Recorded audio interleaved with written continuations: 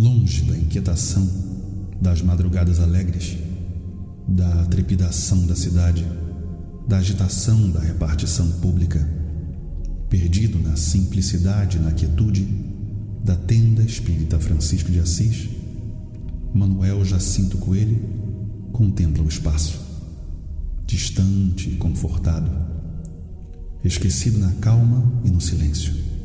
Ele aguarda imóvel e quieto a descida do crepúsculo, olhando as paredes revestidas de solidariedade e ternura daquela casa de caridade. Mas seu corpo logo seria estremecido por um turbilhão que iria varrer as dependências da tenda espírita. Uma voz forte, grave, densa de mistério e rica de conhecimentos também se faria ouvir. Manuel, vamos, chegou a hora. Arrepiado e cauteloso, Manuel Jacinto Coelho virou-se na intenção de identificar a voz, saber quem estava falando consigo. Foi quando deparou com uma enorme cintilante estrela de 7 pontas, cobrindo todo o altar. Gostou da estrela, Manuel?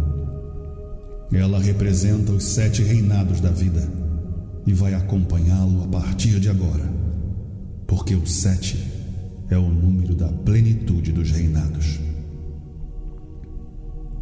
Na frente da imensa estrela haviam 12 cadeiras, 6 de cada lado, enfileiradas, uma de frente para a outra, como podem ser encontradas hoje na varanda do Retiro Racional. No centro, na frente da estrela, uma 13ª cadeira prateada, iluminada, cintilante. Senta, Manuel. Ela é sua. Minha? Sim, Manuel. Ela é sua. Nervoso, tenso, hesitante, Manuel preferiu ficar onde estava, ouvindo. Serei teu companheiro na tribulação, na realeza e na perseverança. Vou ajudá-lo a mostrar aos viventes o que vai acontecer na terra. Ensiná-lo o mistério da estrela e também todos os segredos da vida. Vamos dar de comer a árvore da salvação. Um forte cheiro de incenso invadiu a tenda espírita. As 12 cadeiras passaram a ser ocupadas por 12 homens. Eram todos velhos, embora fortes e dispostos. Usavam longas cabeleiras e barbas brancas, vestiam compridas túnicas brancas e caminhavam com generosidade e paciência. São os cardeais do universo, Manuel. Eles formam o grande conselho superior e vieram assistir o seu coroamento. Meu coroamento? Sim, Manuel, o seu coroamento. Aqui estou para ensiná-lo a governar a vida dos viventes, usando um cetro luminoso do raciocínio, para ajudá-lo também a quebrar com este cetro os vasos de barro do pensamento. Nenhuma vitória humana poderá preservar o vivente de ser finalmente um sofredor. Mas aquele que estiver em sofrimento, você vai ensiná-lo a não se abalar. O sofrimento não é meu sinal de cólera, mas o meu sinal de amor. Através dele, vou lapidar, corrigir e salvar. Manuel pôde finalmente avistar o homem, cuja voz de trovão estava acostumado a ouvir. Ficou arrepiado, trêmulo. Seu rosto brilhava como o sol. Seus cabelos eram brancos, longos, como os dos outros. Seus olhos eram chamas de fogo e seus pés de metal incandescentes. Sua voz tinha um rumor dos mares. Mostrava na mão direita uma pedra branca e na esquerda uma espada azul iluminada. Sua vida, a partir de agora, Manuel, será muito difícil. Apesar de seu empenho, da luta e da dedicação para salvar a humanidade, não lhe pouparei o sofrimento. Você vai conhecer as difamações, as intrigas, as injustiças. Muitos vão se virar contra você sem eira nem beira, motivo ou justificação. Outros vão acompanhá-lo como cordeiros e encontrarão, ao final da estrada, o mundo sonhado. Quem permanecer fiel aos meus ensinamentos será presenteado na hora da morte com a minha coroa da vida eterna. Prepara-se, Manuel, pois jogarão no teu caminho as pedras do tropeço. Não se desesperes, nem esmoreça. Trago-lhe do teu mundo uma pedra branca. Nela você deverá gravar o meu nome, um nome novo que ninguém conhece e que só conhecerão aqueles a quem você abençoar. Agora, mais tranquilo, Manuel torna-se todo atenção. Minha mensagem tem caráter definitivo, Manuel. Aqueles que tomarem conhecimento dos meus ensinamentos deverão colocá-los em prática imediatamente, de modo possam colher bem mais rápido os frutos das minhas lições. Serão lições de amor, de concórdia, de verdades. Vou apresentá-las através de um livro, o qual você vai começar a escrever a partir de hoje. Com o livro que irei ditá-lo, você vai conhecer o poder, a riqueza, a sabedoria, a força, a glória, a honra e o louvor. Mas tudo isso você deverá usar em benefício da humanidade, da divulgação da minha obra, para salvar o vivente do flagelo. Seja generoso, paciente e perseverante. Sempre que se sentir cansado, debruça-se em mim, pois trabalharei por você. Pegue o seu cavalo branco, coloque a minha coroa sobre a tua cabeça e parta com a minha espada. Mate a mistificação, o charlatanismo, a exploração. Você conseguirá, Manuel. Os homens, esteja certo, vão se associar de peito ao teu sacrifício, ouvindo e assimilando as minhas mensagens. Quem possuir ouvidos, vai ouvi-lo. Quem tiver olhos, vai vê-lo. Suas palavras e seus escritos percorrerão o mundo, transformados num inédito poema de esperança, de revelações. Manuel não diz nada. Permanece silencioso, atento. Estás pronto para saber o que vai acontecer na Terra, Manuel? Respondeu que sim. Embora sem saber ao certo, desejou apenas dar uma demonstração de coragem, de dedicação, de confiança e de obediência. As velas dos imensos candelabros de ouro, colocados atrás de suas cadeiras alinhadas, logo se apagaram. O arco-íris que invadia com a sua luz colorida o salão do centro espírita, durante a mensagem, desapareceu imediatamente. Os relâmpagos e trovões logo se fizeram ouvir. O sol se apagou naquele final de tarde e o céu ficou iluminado por uma luz vermelha como sangue.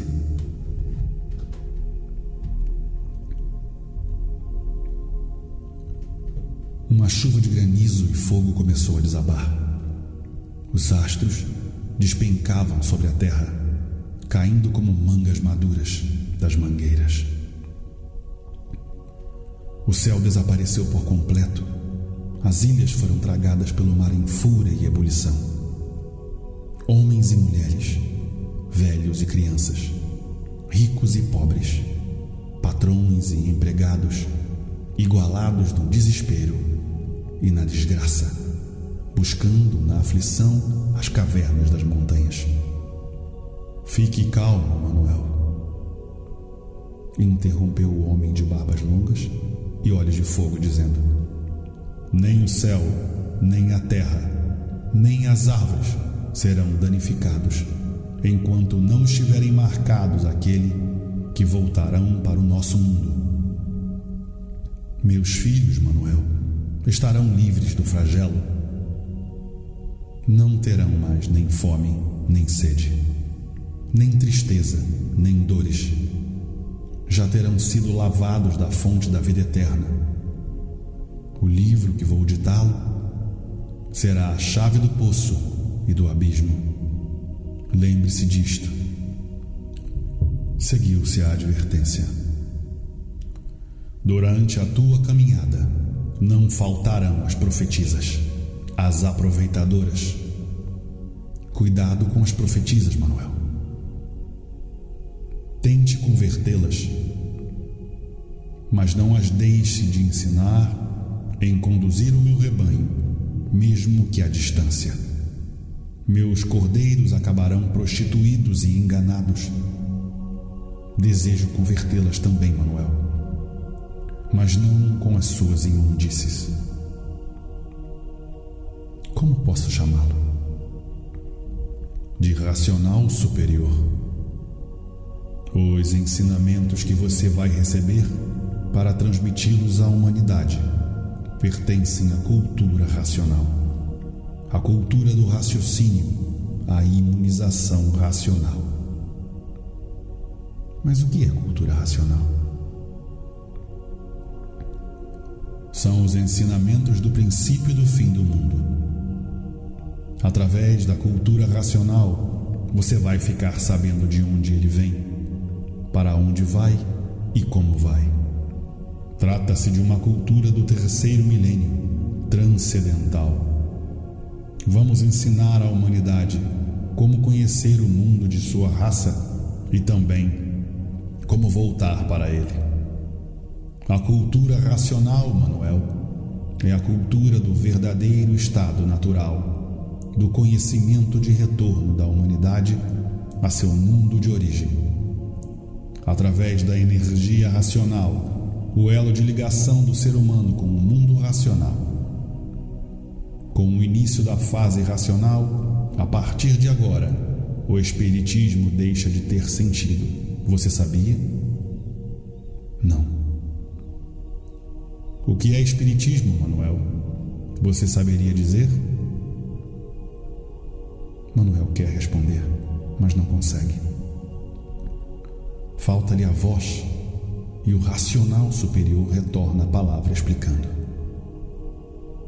Espiritismo quer dizer experimentando, em experiência, espertos, espetando, exploração, sempre com duas intenções, boa e má. Explicação que não dá conta do profundo ser da matéria, ficando em experiências sempre, sem solução, por preservar todos os mistérios, todos os enigmas, todos os encantos. Reside aí, Manuel, a razão dos sofrimentos e das lágrimas. Quem vive de experiência não chega à razão nem à conclusão definitiva das coisas. Não sabe se está certo ou errado. O espiritismo é, na verdade, um barco sem rumo. Os espíritas ignoram e fazem mistério de suas origens. Mantêm segredo de tudo, mais por desconhecimento do que por precaução. O espiritismo serviu, até aqui, apenas como elemento de toque, para alertar os viventes da existência dos habitantes desse imenso vácuo e habitantes de outras paragens, além e muito além do vácuo. O espiritismo está no singular e nunca passou disso. Manuel continua ouvindo, agora surpreso. Os habitantes do astral superior encontram-se na Terra para esclarecer todos os mistérios, desencantar a todos, provar o porquê de todas essas confusões, comprovar o porquê de tudo por tudo. E prosseguiu: você deve lembrar, Manuel, os conhecimentos racionais são conhecimentos reais do porquê dessa vida, do porquê desse mundo, do antes de ser tudo que compõe esse mundo e do porquê todos desconhecem a sua origem. O porquê da vida, de tudo e de todos. Isso só é possível através dos conhecimentos racionais, no que é racional, na pureza e na verdade das verdades, e não assim como vivem, à mercê do espiritismo, uma coisa em experiência, reunindo todas as falsas verdades, com apenas uma partícula da verdade. Essa partícula é quem anima as experiências do espiritismo, botando todos em dúvida com a falsa fé, porque a fé é do falso condutor. O racional superior deu uma pausa, bebeu um cálice da sabedoria e retornou a palavra. Se a fé não fosse do falso condutor, ninguém seria atraído por ela. Se a fé valesse e resolvesse, todos venceriam com o poder da fé. Ninguém sofreria. Não haveria sofrimentos, porque todos, através da fé, atrairiam para si aquilo de melhor. Por ser a fé um enigma deste encanto, é que todos vivem mantendo o sofrimento e também o pranto. Todos usam a fé e o poder dela para todas as formalidades, para todos os fitos e para todas as soluções. Se a fé valesse, não haveria miséria, de todos os tamanhos, de todos os quilates, nem sofrimento. Mas, por ela não valer, é que todos sofrem. Sofre o rico, sofre o pobre, sofre o remediado. Sofre quem tem e quem não tem. Se ela resolvesse, nada disso existiria. E por não resolver, é que tudo isso existe. E foi mais além. Os conhecimentos que são transmitidos por mim, o racional superior, são conhecimentos racionais, diferentes dessa balofestia, onde tudo é balofo, só existindo a palavra, mas na realidade nada. E tem mais, Manuel. Muitos conhecimentos férteis virão com o andamento da elaboração racional. E concluiu: e assim, todos nós, cada qual na sua categoria, os habitantes da Terra, os habitantes do espaço, os habitantes de outras paragens e os habitantes do astral superior chegarão lá. Mas vamos devagar, aprendendo, estudando, colorindo as lições da elaboração racional. As dúvidas são daqueles que não conhecem. Com o decorrer da escrituração, as dúvidas desaparecerão, porque o que é racional é completo, o que é ciência é do encanto e cheio de dúvidas. O que é racional não tem mistérios, nem enigmas, nem encantos. É verdade desvendada, nua, crua, limpa. A noite descera silenciosa e calma, mas Manuel estava nervoso e impaciente. Queria começar a escrever o livro e terminar logo, livrando-se da responsabilidade da obrigação. Tinha consciência da grandeza da incumbência, de sua delicadeza e do tamanho de sua importância.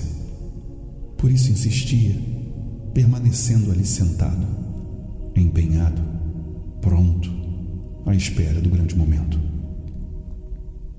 Se é para fazer, vamos fazer logo. Não gosto de deixar as coisas para depois. Pode complicar, pensava. Papel e lápis sobre a mesa da ansiedade. As palavras lhe fugiam e as mensagens se perdiam na hora da escrituração, sem que ele pudesse explicar o que estava acontecendo. Por várias vezes, olhou o céu, através da janela, na esperança de avistar o grande livro aberto, seguro pela mão de um anjo, diadema de ouro na cabeça. Mas quando a impaciência começava a ceder lugar ao desespero, ouviu a voz do trovão. Seja paciente, Manuel. Não é assim. O livro não será aquilo que você imagina, mas o que tenho para ditar. Após as 22 horas, você deve se concentrar. A luz racional vai iluminá-la no silêncio, e você, então, ouvirá minha voz.